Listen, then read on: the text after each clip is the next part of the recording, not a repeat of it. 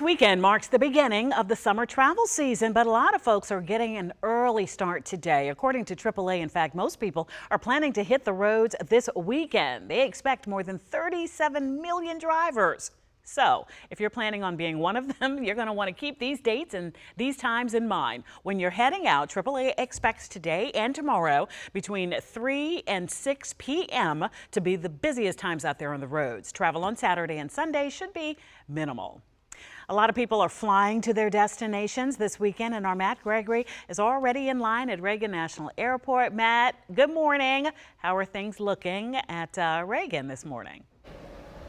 Hey, good morning, Allison. I mean, we've seen a steady stream of travelers coming in. It's not, what we'll see during the peak hours this afternoon, but even on my way driving up the departures area, the drop-offs, that was seeing a steady line coming in. As you can see, security behind me, slowly seeing people trickle in. It's going to be one of those busy days, and in fact, the FAA believes it's going to be the busiest travel day in almost 20 years for Memorial Day travel. Now, in total, the AAA forecasts around 42.3 million Americans will travel this weekend, and over 3.4 million of them will fly to their destinations. The FAA expects the numbers to exceed 2019's Memorial Day weekend. So for perspective, that was the last year before the pandemic. We saw a little over 3 million air travelers then, so about a 5.4% increase in air travelers. Now, if you didn't know, the busiest day at airports is actually going to be today, not tomorrow. The FAA plans for 51,000 flights, or a little over 51,000 flights, to take off today, and that number falls to about 49,000 tomorrow. So the usual rules apply for busy air travel days.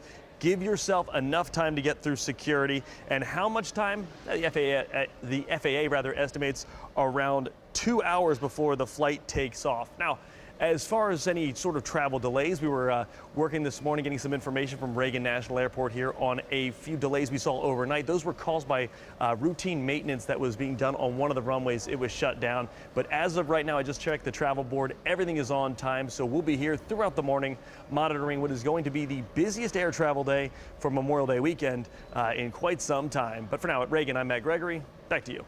Matt, thank you. 5:04.